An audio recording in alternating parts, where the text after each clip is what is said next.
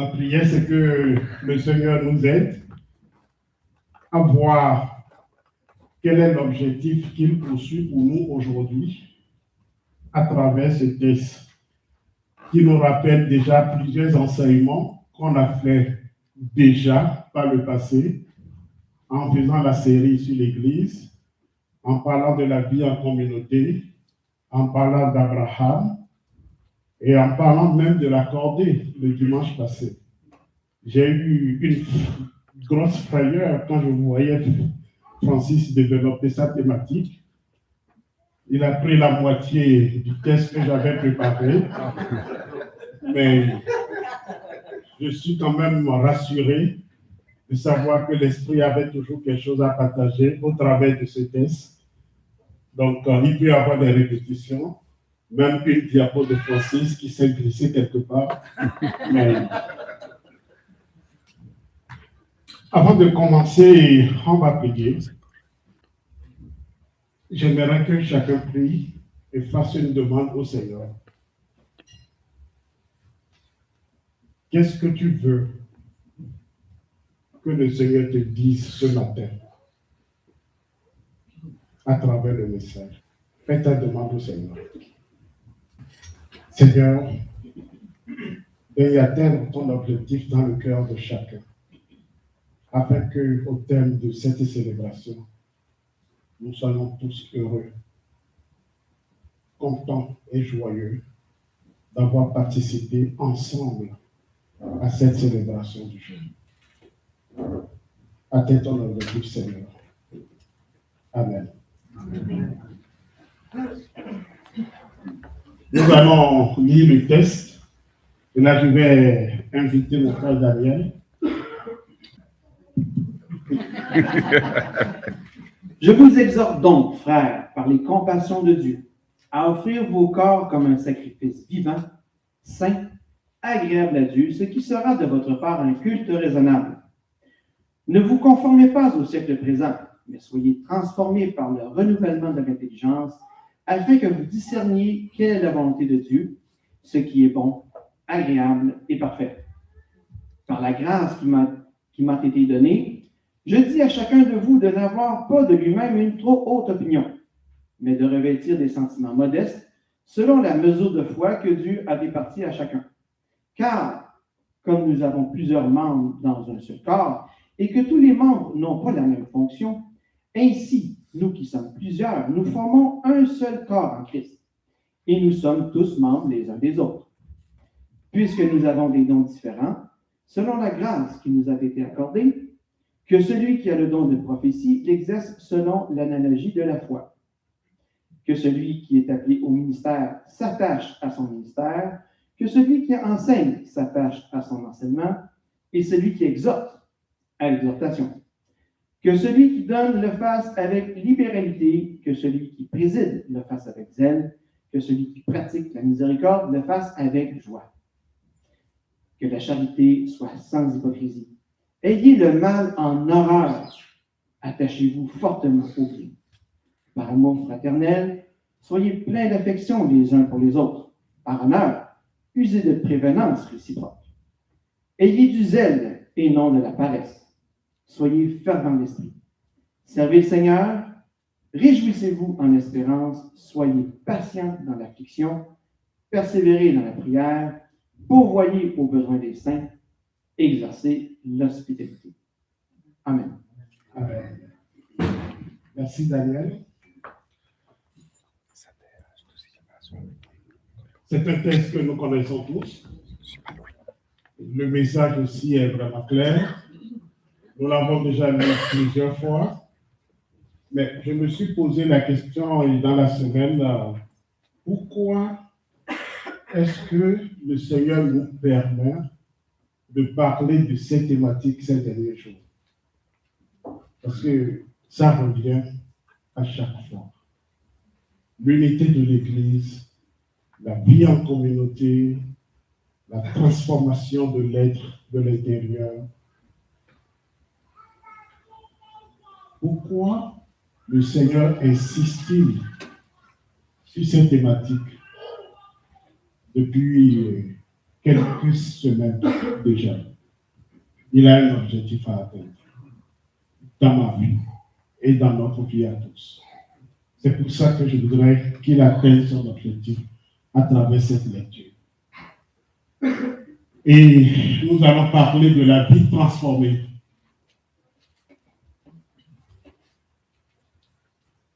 Nous venons tous, Francis l'a dit à l'entame du culte, de continents différents, de langues différentes, de traditions différentes. Certains viennent d'Afrique avec des couleurs, comme vous voyez ce matin. D'autres viennent d'Europe, d'Amérique du Nord ou d'Amérique latine. Certains ont grandi dans des églises où l'on danse pour louer Dieu. D'autres dans des églises où l'on médite en silence. Certains expriment leur foi avec des chants vibrants, d'autres avec une réflexion profonde. Certains prient avec les mains levées, d'autres avec les mains jointes. Et pourtant, malgré nos différences, nos cultures différentes, nos arrière-plans différents, nous sommes un seul peuple, rassemblés autour d'un seul Seigneur, Jésus. Et ce n'est pas seulement ici, à Credo, ni à Québec, ni dans le Canada, ni aux États-Unis, mais dans le monde entier, dans l'univers tout entier. Un seul peuple, rassemblé autour d'une et une seule personne, Jésus-Christ. Comment vivre ensemble et réellement dans une église où les cultures se croisent, se rencontrent et parfois s'entrechoquent. Comment devenir cette communauté qui reflète réellement le royaume de Dieu dans toute sa diversité?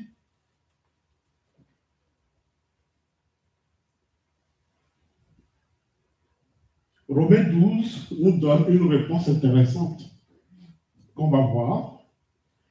Mais avant, on va voir un peu en arrière ce que Paul a déjà dit. Parce que le livre commence par, et le texte commence par « Je vous exhorte donc ». Il y a le mot « donc » qui change tout à partir de Romains 12.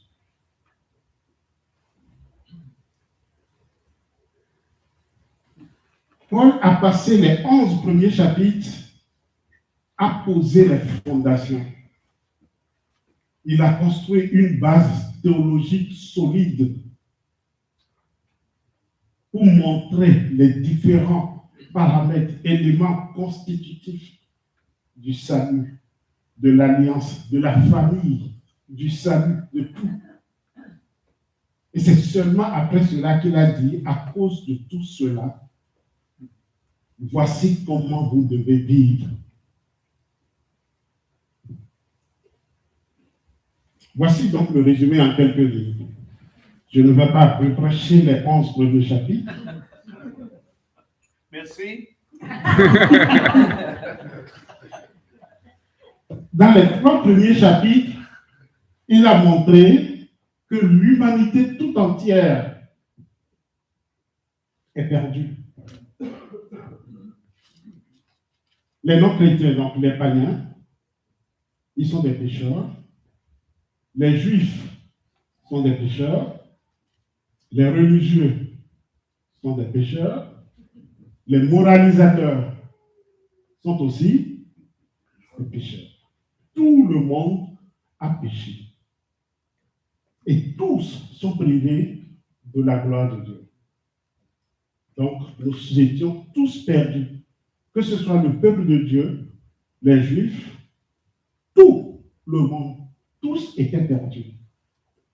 Personne n'a d'avantage spirituel Et personne ne peut se vanter de quoi que ce soit parce qu'on était tous logés à la même enseigne, incapables de faire du bien, incapables de vivre avec Dieu, incapables d'obéir à Dieu. Et dans les chapitres 4 à 5, tu peux baisser un peu le volume, s'il te plaît. Dans les chapitres 4 à 5, il nous a montré à partir d'Abraham que nous pouvons être déclarés justes, non pas par nos œuvres, mais par la foi. Et nous pouvons obtenir la paix avec Dieu à partir de notre foi en la parole de Dieu, en la personne de Christ. Dans les chapitres 6 à 8, il va montrer comment nous sommes libérés du péché, qui nous a éloignés de Dieu, qui nous a séparés de Dieu. Et aujourd'hui, grâce à la mort et à la résurrection de Jésus-Christ, nous ne sommes plus ni esclaves du péché, ni esclaves de qui que ce soit, mais nous sommes juste des enfants adoptés par Dieu. Nous marchons selon l'Esprit de Dieu. Nous vivons dans la famille de Dieu et rien ne peut nous séparer de l'amour de Dieu. Si Dieu est pour nous, qui sera contre nous? Et qu'est-ce qui peut nous séparer de l'amour et de la grâce de Dieu? Rien. Ni la mort, ni la vie, ni tribulation, rien. R-I-E-N. Rien ne peut nous séparer de l'amour de Dieu. Nous sommes tous des enfants de Dieu. Dans les chapitres 9 à 11, Paul va montrer que Dieu a rassemblé un peuple pour lui, qui est issu de toutes les nations. Il nous a montré aussi, à travers les présentations de Tite, que Dieu n'a pas rejeté ni Israël, ni les nations, mais il a construit un peuple unique, greffé sur le même olivier. C'est qui l'olivier? Christ. Et qui sont les personnes greffées? Les enfants. Oh, c'est moi. Moi, je suis greffé sur l'olivier. Tous ceux qui ont accepté Christ comme son Seigneur et Sauveur personnel. Pardon? On est Isaïe. Ah. Donc, la diversité du peuple de Dieu n'est pas un accident. C'est le plan de Dieu. Ça a été décidé par le Seigneur, Dieu lui-même, de réunir tous les peuples. Francis a lu un texte le dimanche passé, qu'il y aura des milliers de nations qui vont se présenter devant Dieu au dernier jour. Des gens issus de tous les peuples, de toutes les tribus, de toutes les races. Tous vont se rassembler. Et c'est ce peuple que Dieu a réuni. Et c'est sur cette base-là que Paul va dire, je vous exhorte donc. Quand on met tout ce monde ensemble, juifs, non-juifs, africains, européens, nord-américains, latino-américains, tous, on les met ensemble, dans une seule famille. Allez, vivez ensemble, menez votre vie.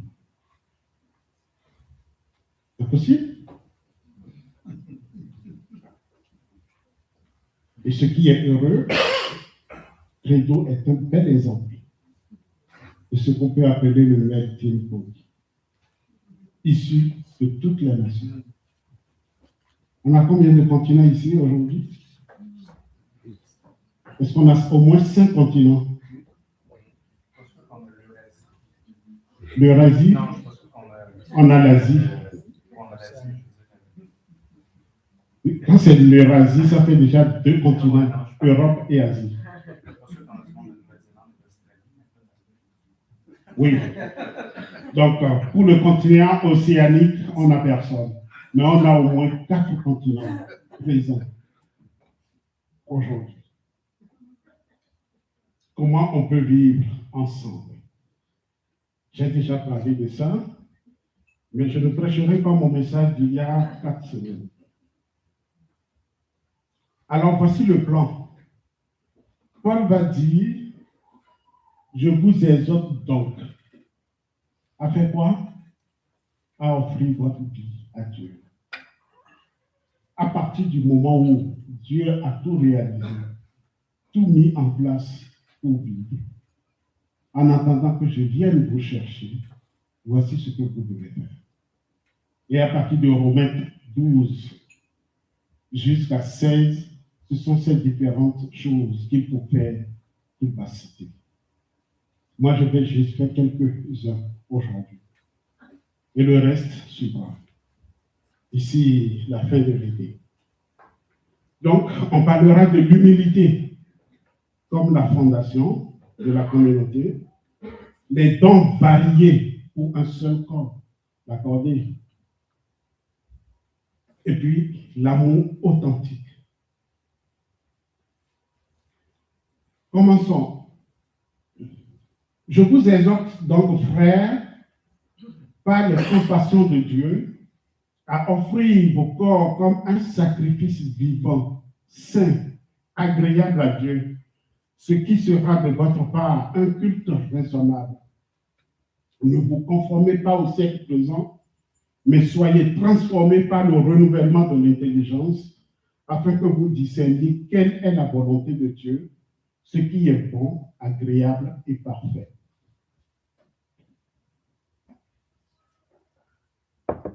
Offrir son corps à Dieu, qu'est-ce que ça signifie pour vous?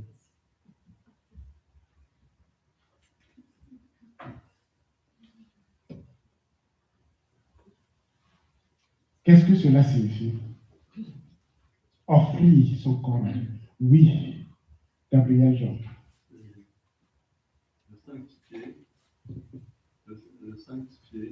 Le sanctifier.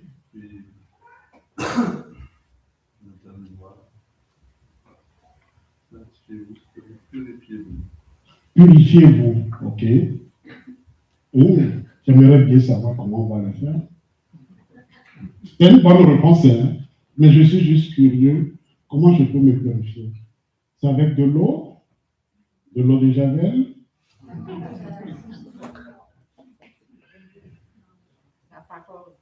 Par la parole. Ah oui, Claude. Dans 1 Corinthiens, Paul nous dit, c'est pourquoi fuyez toutes les conduites, tous les autres péchés qu'un homme peut commettre, ne s'implique pas à son corps, mais celui qui se livre à les conduites pêche contre son propre corps, ou bien encore vous ignorez que votre corps est le temple du Saint-Esprit. Ok. Ça fait aussi encore d'autres énumérations qui vient compliquer la réponse de Gabriel Jean. Oui, Nazaire. Concrètement, c'est donner son temps, toutes les décisions en la vie. Avant, dans l'Ancien Testament, on voit que le sacrifice est égal à mort. On va sacrifier quelque chose. Mais là, Jésus est sacrifié. Maintenant, nous, qu'est-ce qu'on va faire? C'est la question que vous avez posée. Alors, notre temps, les décisions qu'on va prendre, les actions, notre comportement, en tout cas, toute notre vie. Toute notre vie. Merci beaucoup, Nazaire. L'horloge tourne. Donc, je vais continuer. J'ai vu d'autres mains levées, mais ce sera pour tout à l'heure. Donc, Paul commence à dire, il y a un texte qui n'est pas là, offrez vos corps comme un sacrifice vivant. Il ne dit pas offrez vos idées, vos émotions, vos traditions, mais il dit offrez votre vie tout entière, votre corps. Offrir en grec, c'est parastésaï, ce qui signifie présenter ou mettre à disposition, ce qui implique un acte volontaire. Ce n'est pas une obligation. Dieu ne nous impose d'ailleurs rien, il nous laisse toujours le choix. Donc, c'est aussi un acte total, donc entier, volontaire et continu, progressif. Ce n'est pas que si je le fais aujourd'hui, c'est fini. Je dois le faire de façon continuelle. Ensuite, dans une église multiculturelle, Francis a voulu qu'on parle d'interculturel, c'est vrai. Je suis d'accord avec l'expression parce que j'ai revu ton message encore et encore. Et l'interculturalité, c'est mieux que la multiculturalité. Mais je vais utiliser les deux termes. C'est offrir nos habitudes culturelles à Dieu. Et comme Gabriel le disait tantôt, Gabriel Jean, c'est un prénom composé. Donc, laissez l'esprit purifier ce qui doit l'être. Donc, laissez Dieu, l'esprit de Dieu en nous, travailler, transformer ce qui doit l'être. Garder ce qui reflète la beauté de Dieu et renoncer à ce qui peut diviser dans une communauté, dans une famille.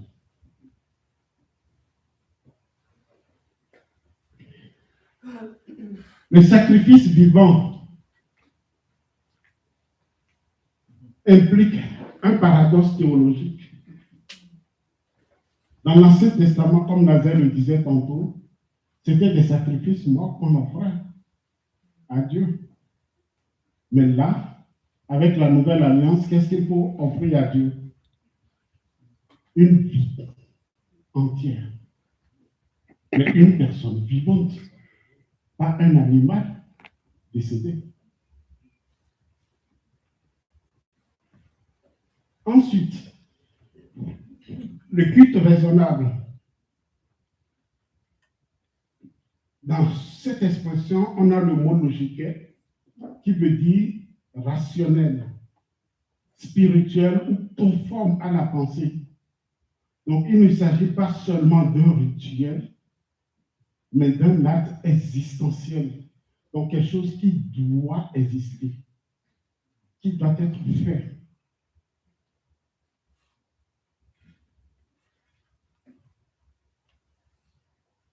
Je vais faire les conclusions tantôt. Paul va ajouter, ne vous conformez pas au siècle présent, mais soyez transformés par le renouvellement de l'intelligence. On parle de la vie tout entière qu'il faut offrir et qu'il faut être renouvelé par l'intelligence. Pourquoi le renouvellement de l'intelligence?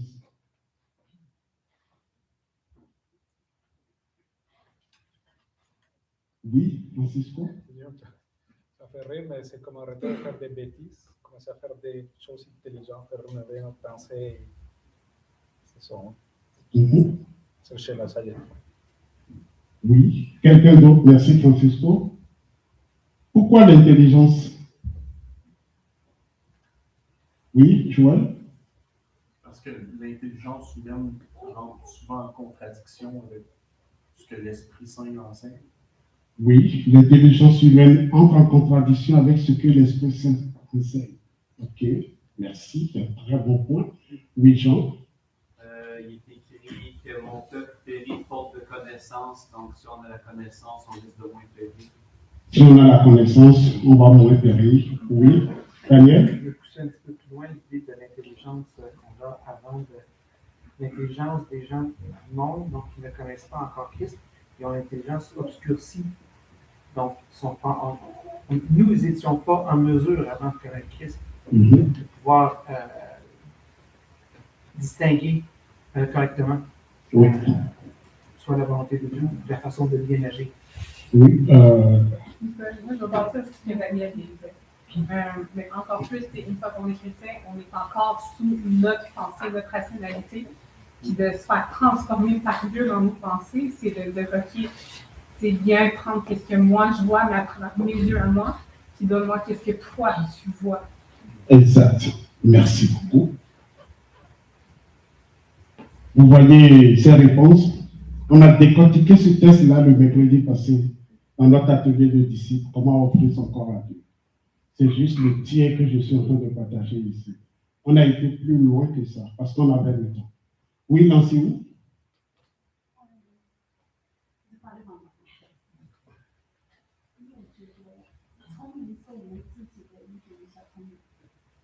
L'intelligence nous appartient.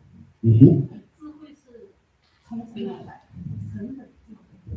Et la sagesse de Dieu. 我们要慢慢的就是说，把自己的聪明放下，要把神的智慧放进来使用，才是正确。 Et votre intelligence doit être remplacée par la sagesse de Dieu. Amen. Amen. Ouais, je réponds Amen. Merci beaucoup, Nancy. La diversité enrichie. Oui?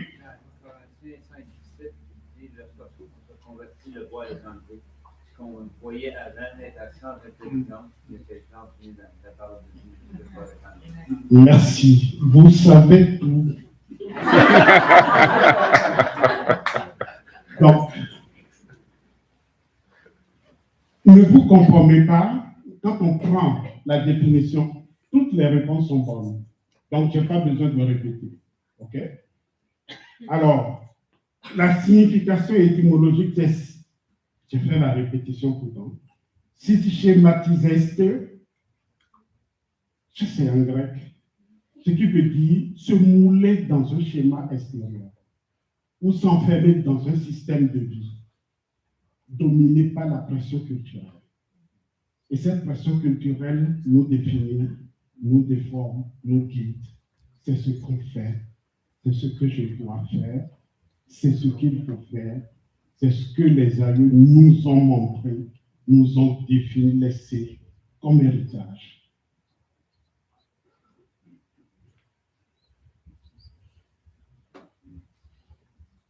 Mais, Paul dit, il faut laisser la transformation avoir lieu.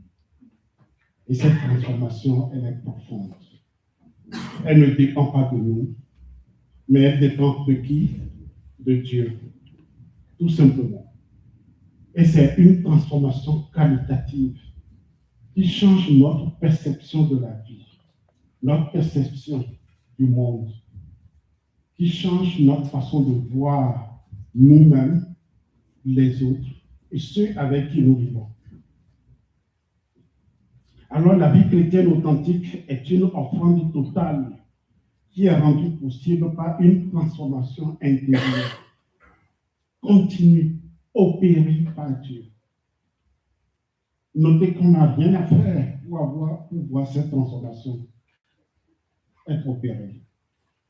La seule chose que nous pouvons faire est voir toute notre vie transformée à l'image de Dieu et à ce que Dieu attend de nous, c'est quoi?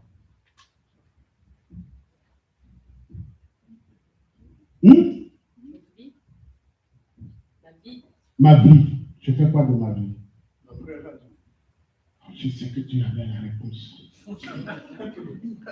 Il a soufflé, mais j'ai fait comme si je n'ai pas entendu. Mais je voulais que c'est offrir notre vie à Dieu. Par quoi? À la foi en Christ. Accepter Jésus-Christ comme son Seigneur et Sauveur personnel. Accepter la mort et la résurrection de Jésus.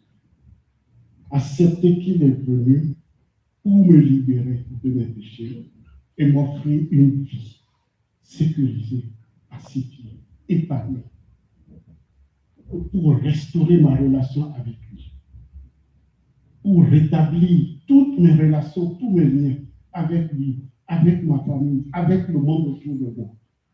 Et il transforme tout de notre vie.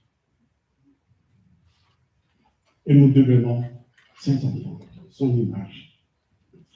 Cette transformation n'est pas une uniformisation. Et cela ne veut pas dire que nous allons tous devenir pareils. Non. C'est ça aussi le miracle. Quand Dieu transforme Émile, il ne le transforme pas en Daniel, ni Daniel en Rachel, mais il transforme Émile dans une version Émile, signée de Dieu, qui porte l'empreinte de Dieu. Donc, nous gardons nos cultures en nous, nous gardons nos traditions en nous, et ces traditions ne sont plus à notre propre service, mais au service de Dieu. Amen. Donc, c'est apprendre à voir comme Dieu voit. Voir Dieu autrement. Se voir soi-même autrement. Ne pas croire qu'on est une personne minable, un bon à rien, quelqu'un qui ne sert à personne, qu'on ne connaît pas, qui cumule des difficultés, qui cumule ce qui fait ci, mais une personne aimée de Dieu, acceptée par Dieu, pardonnée et transformée. Et c'est aussi voir les autres autrement, non pas avec des lunettes culturelles, mais avec des lunettes de Dieu, comme étant nos frères, nos sœurs, nos amis, faisant partie de la même famille. Alors, une église transformée devient une église où les cultures ne s'opposent pas, mais s'enrichissent. Amen. Le mot corps représente ici plus que nos simples possessions, notre argent, notre vie, tout ce que nous avons, non. Mais c'est juste la totalité de notre vie, de nos plans, de nos activités.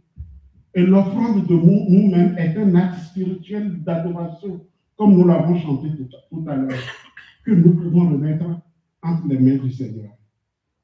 Donc, à travers notre corps, nous exprimons ce que nous pensons, ce que nous avons, ce que nous vivons pour le Seigneur.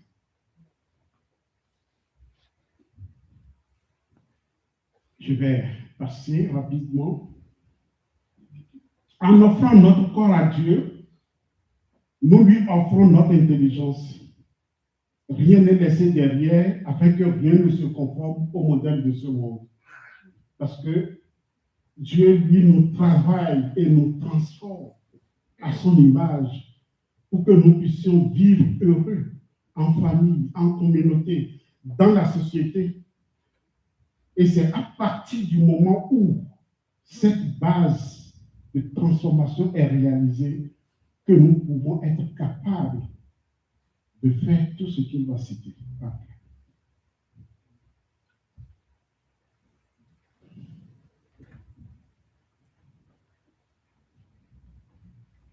Ce n'est que lorsque nous vivons cette vie transformée que nous pourrons plaire à Dieu, découvrir et apprécier sa volonté. L'humilité. Je ne sais pas pourquoi il a parlé d'abord de l'humilité avant d'aller parler de l'amour authentique. Mais les différences là, entre les humains, même dans une même famille, même des jumeaux qui sont sortis du même ventre, ont des différences énormes. L'humilité. Pardon? Je vous assure que oui. Ah, ok. Merci pour la confirmation. Par la grâce qui m'a été donnée, je dis à chacun de vous de n'avoir pas de lui-même une trop haute opinion, mais de revêtir les sentiments modestes selon la mesure de foi que Dieu a départi à chacun. Car comme nous avons plusieurs membres dans un seul corps et que tous les membres n'ont pas la même fonction, ainsi nous qui sommes plusieurs, nous formons un seul corps en Christ et nous sommes tous membres les uns des autres. Nous sommes tous membres les uns des autres. Nous formons un seul corps, une entité. Donc ici, l'humilité, d'abord, c'est avoir, et il a souligné ne pas avoir une trop haute opinion de soi. Qu'est-ce que ça signifie? Je l'ai défini, mais je le laisse comme ça. C'est en grec, je ne sais pas si vous allez comprendre. Pardon? L'humilité. Oui, je suis d'accord, on parle de l'humilité. Et la première étape de l'humilité, c'est de ne pas avoir une trop haute opinion de soi. Qu'est-ce que cela signifie?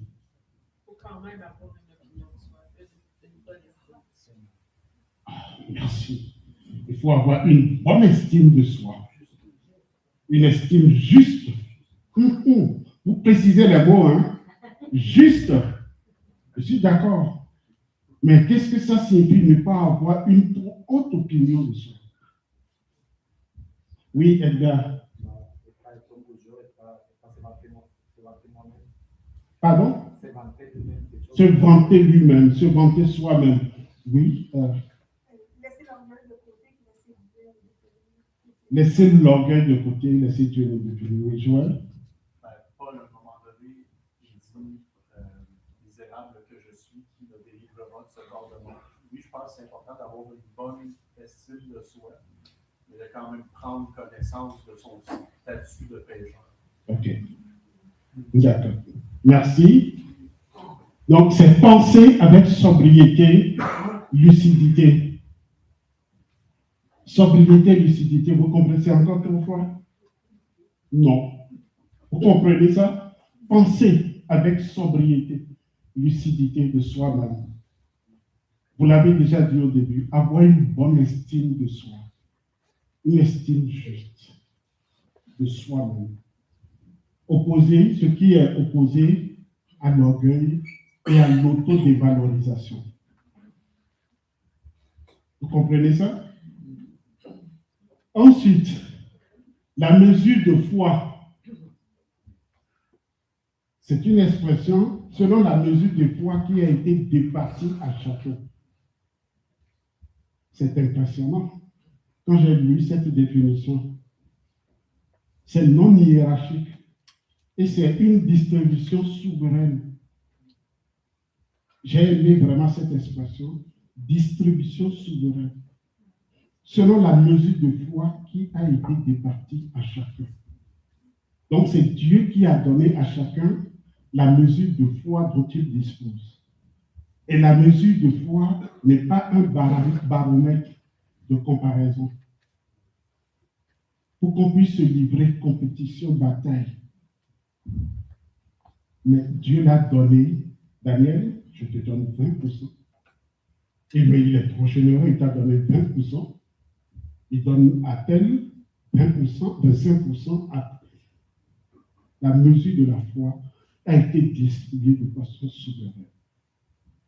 Ce qui veut dire que nous sommes différents, nous avons des capacités différentes, nous avons de la compréhension ou des perceptions différentes, mais toutes ces différences concourent à un seul objectif, glorifier Dieu. Et nous ne devons pas nous vanter ou nous énorgueillir avec ce que nous avons, mais considérer et nous contenter de ce que Dieu nous donne et considérer ce que Dieu a donné à d'autres, sachant que c'est utile à lui et utile pour la communauté que nous formons. Donc le corps, c'est une unité organique qui est caractérisée par une interdépendance fonctionnelle.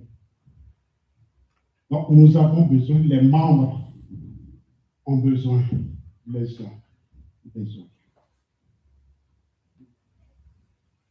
Oui. C'est un bon message. Des fois, on n'est pas au même niveau de transformation. Des fois, ça peut prendre des années à connaître les propos que Dieu a pour nous dans la terre, sur la terre. Ça prend un certain moment pour que lui nous transforme on voit oui, nos relations avec Dieu. Parfois, il y a des gens qui sont en avant, il y a des choses qui sont en arrière, il y a des choses qui sont au milieu. Donc, des fois, on ne comprend pas la parole, c'est que la parole te met dans ton cœur. Oui. Donc, et c'est pour ça que j'ai dit au début que le culte que nous offrons à Dieu est continu et la transformation aussi, elle est progressive. Et nous devons, dans la communauté, accepter cette différence et cette évolution, cette notion de progressivité qui caractérise notre transformation avec Dieu. Et nous nous acceptons les uns les autres avec ce que nous avons et ce que nous sommes et à l'étape où on se situe. Tu peux poser une question? Je commence à filer parce qu'on n'aura pas de temps. Oui? Je peux continuer? D'accord. Donc,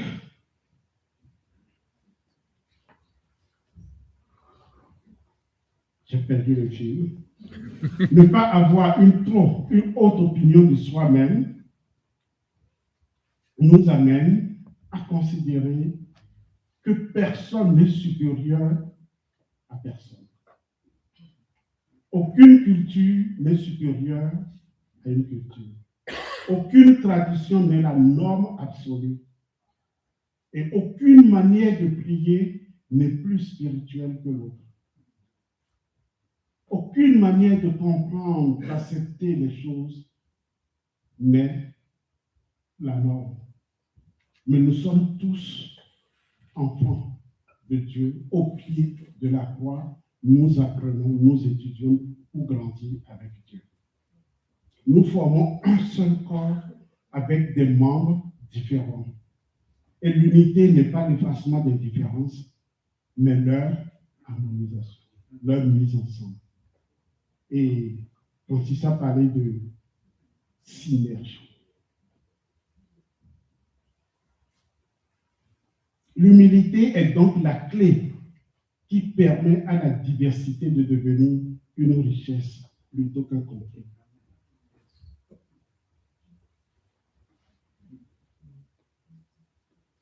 Ça, c'est la réalité pour laquelle Paul a commencé par ça, l'humilité. Ensuite, il a parlé des dons variés. Puisque nous avons des dons différents selon la grâce qui nous a été accordée, que celui qui a le don de prophétie l'exerce selon l'analogie de la foi, que celui qui est appelé au ministère s'attache à son ministère, que celui qui enseigne s'attache à son enseignement, et celui qui exhorte à l'exhortation, que celui qui donne le fasse avec libéralité, etc., etc. Et ce que je veux souligner ici, c'est des dons différents selon la grâce qui nous a été accordée. Je ne prêcherai pas sur les différents dons. Ce sera une autre fois. Paul énumère ici les différents dons. Ce n'est pas tout, ce n'est pas une liste exhaustive. Il en a ajouté dans Éphésiens et d'autres. Mais ici, il veut montrer que ces dons constituent des couleurs différentes, des approches différentes que nous pouvons apporter. Chacun a une capacité et c'est bon que sa capacité soit reconnue à sa juste valeur et mise en pratique au service de la communauté. Ce que tu as comme talent, tu le mets en œuvre au service de la communauté. Ça peut être la communauté de l'Église, ta famille, la société. On n'invite pas, par exemple, un... Non, je laisse tomber, etc. Pour parler de l'interculturalité, nous apportons des cultures différentes. J'ai été chercher, j'ai trouvé ces différences. Si ce n'est pas correct, vous allez me dire. La chaleur relationnelle latino-américaine, la profondeur spirituelle africaine, la rigueur théologique européenne, la créativité nord-américaine,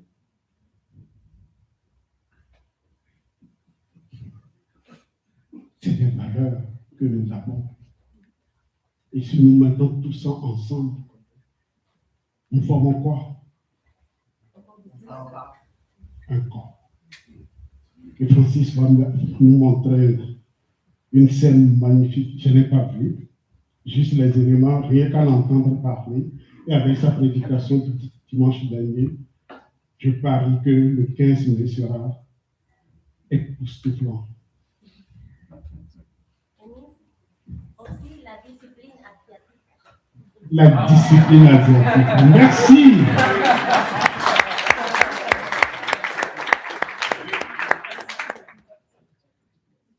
Alors, on continue. Dieu utilise ses accents comme des dons pour le corps, pour le construire, pour le magnifier, pour le travailler. Pourquoi? Pour sa gloire. Et la diversité culturelle devient une diversité spirituelle.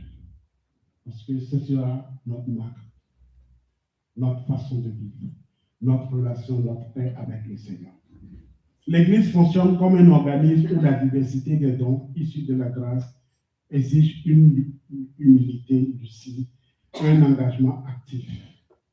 Donc, un corps, ce n'est pas seulement la tête ou la main, c'est tous les membres et tout est utile. Chacun a sa place. Chacun a quelque chose à apporter. Et on n'a pas besoin d'être parfait pour faire partie de la communauté ou pour apporter quelque chose. On n'a pas besoin d'être comme quelqu'un d'autre.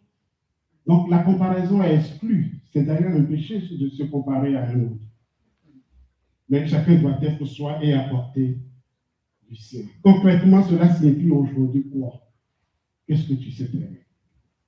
Qu'est-ce que tu peux faire? Est-ce que tu sais écouter? C'est un don. Est-ce que tu sais encourager? C'est précieux. Est-ce que tu sais organiser? C'est utile. Est-ce que tu sais aider? C'est indispensable. Apporte ce que tu sais faire. Et fais-le de cœur joie. Tu n'as pas besoin de l'autorisation de quelqu'un pour le faire. Tu le fais pour le Seigneur. Une église vivante n'est pas remplie de spectateurs, mais de personnes engagées pour le Seigneur. Arrête donc de te comparer. Commence à servir avec ce que tu as. Et encourage les autres au lieu de les envier.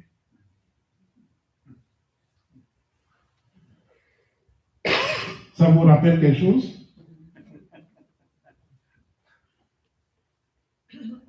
Francis a parlé de ces deux expressions.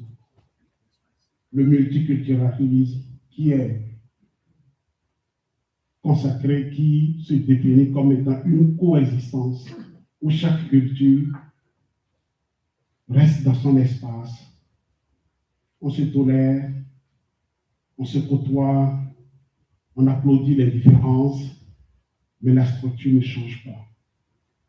On garde un plateau confortable. Chacun reste comme il est, comme il se sent. Mais l'interculturalisme, c'est de la synergie. Les cultures se transforment mutuellement. Chacun apporte son don. On peut dire, oh, c'est toi la pièce qui nous manquait. Il fallait que tu apportes ta saveur pour que les choses puissent se transformer. Sans toi, nous étions incomplets, mais là, maintenant, nous sommes complets. Donc, une vision pleine d'amour de Dieu. La vraie cordée, la vraie unité en Dieu. Je n'ai pas repris ton message, hein? L'amour authentique, on va terminer par là.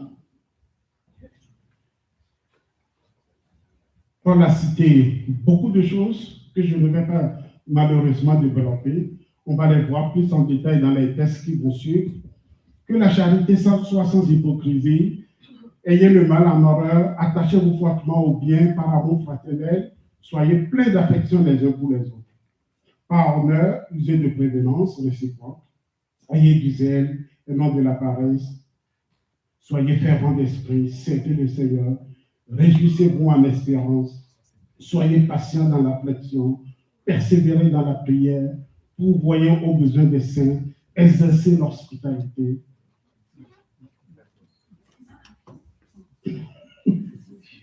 Tim, tu me donnes envie de rire davantage. Mais plein de choses.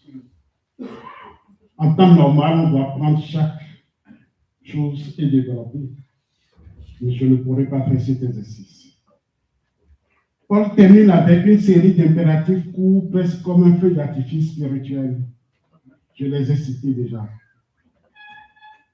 Mais le plus important ici que je veux souligner, c'est l'amour authentique, qui est le langage que toutes les cultures comprennent.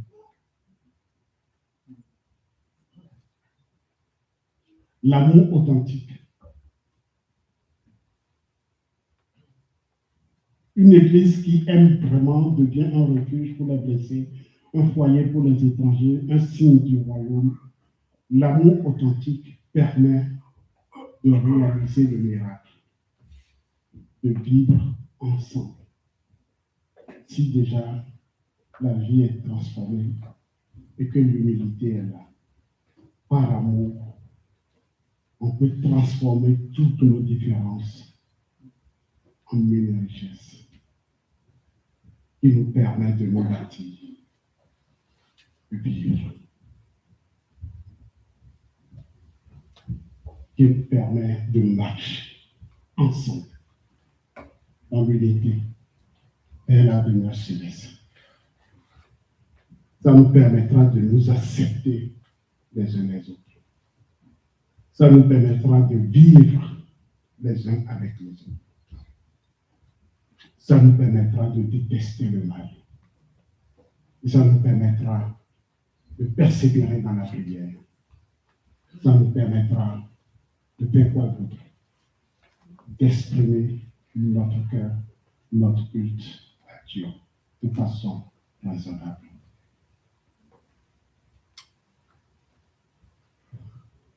Une vie transformée est une réponse à la grâce de Dieu. Et une église interculturelle est une église voulue par Dieu. C'est des choses qui sont hors de notre contrôle. Ce n'est pas nous qui les faisons. C'est Dieu qui les choisit de façon souveraine. Il m'a choisi et conduit pour être là. Je reste là où il me demande de rester pour développer, grandir avec ce qu'il m'offre et les moyens qu'il me donne. Et chacun apporte du sien pour contribuer, pour glorifier Dieu, avec toute la sincérité du cœur, en toute humilité, sachant que nous sommes membres les uns des autres. Diane, tu ne m'entends plus? Oui, c'est ça. C'est pas grave. Je ne sais pas pourquoi j'ai laissé le son, mais... Donc, la diversité n'est pas un accident, c'est même théologique. Parce que ça fait partie déjà du plan de Dieu. De Genèse à Apocalypse, on a toujours parlé de la diversité des nations. Et même si à un moment donné, Dieu a choisi un peuple, c'était juste un modèle pour répliquer. Est-ce que le modèle a marché? Je ne sais pas. Et ce qui est certain, nous sommes tous aujourd'hui greffés à nous-mêmes. Et nous appartenons tous à Dieu. L'unité de l'Église passe par l'humilité. Et c'est la clé pour vivre ensemble. La diversité des dons, c'est une richesse. Et ce n'est pas une menace. Ce qui signifie que nous aurons des sensibilités différentes, des forces différentes, des accents spirituels différents, mais un seul corps, une seule famille. Et c'est pour ça que Paul, dans ce texte, va nous appeler à devenir une communauté qui est vraiment transformée par la grâce. Humble dans la diversité, riche en des dons variés et brûlante d'un amour authentique qui témoigne au monde.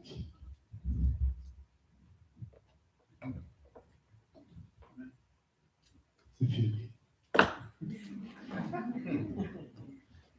Je pensais que je n'allais jamais finir. C'est ce que le Seigneur attend de nous et de sa communauté.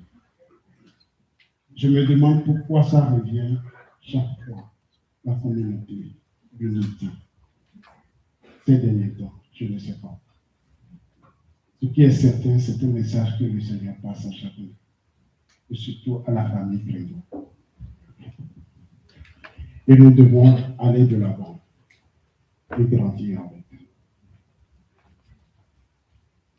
Est-ce qu'il y a une question?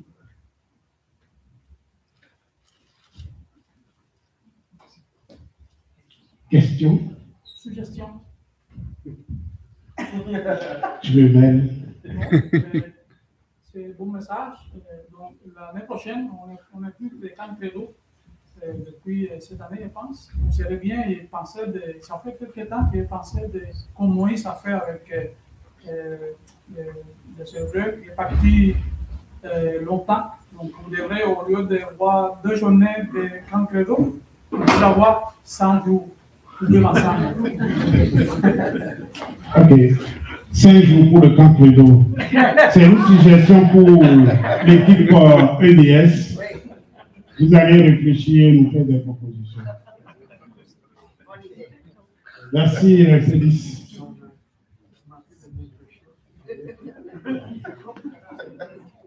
J'aimerais quand même à ce stade prier avant qu'on ne se répartisse dans les petits groupes pour répondre à la question que je vais poser. Seigneur, nous voulons te dire merci pour le privilège que tu nous donnes d'écouter ta parole, aussi pour le privilège que tu nous donnes de te connaître, de faire partie de ton projet de vie. Merci pour la grâce que tu accordes à chacun d'être ce qu'il est devant toi, d'être un instrument que tu utilises pour transformer la famille, la société, pour transformer le monde autour de chacun. Daigne déverser ta grâce abondante dans nos cœurs pour que nous puissions toujours laisser passer nos intérêts de côté pour rechercher ta gloire, pour rechercher l'intérêt de la communauté, pour rester unis.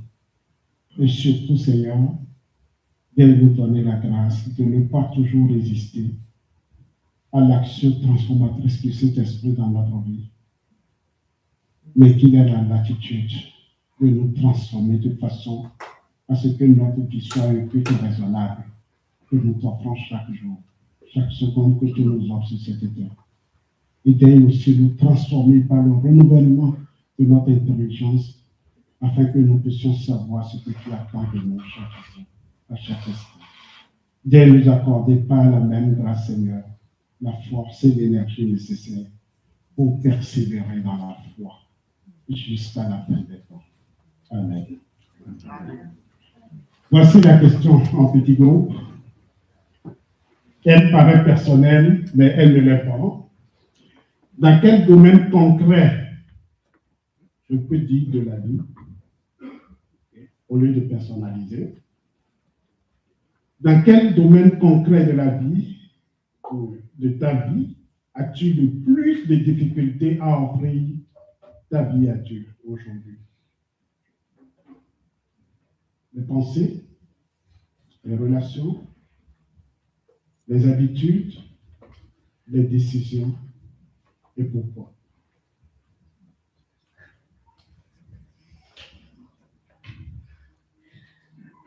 Est-ce qu'on peut en discuter en petit groupe?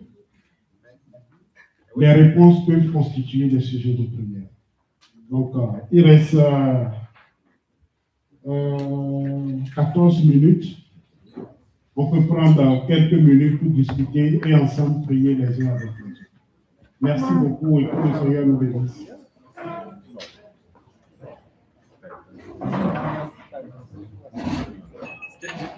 Je vais jamais. J'ai arrêté la diffusion. Oui, tu peux, mettons,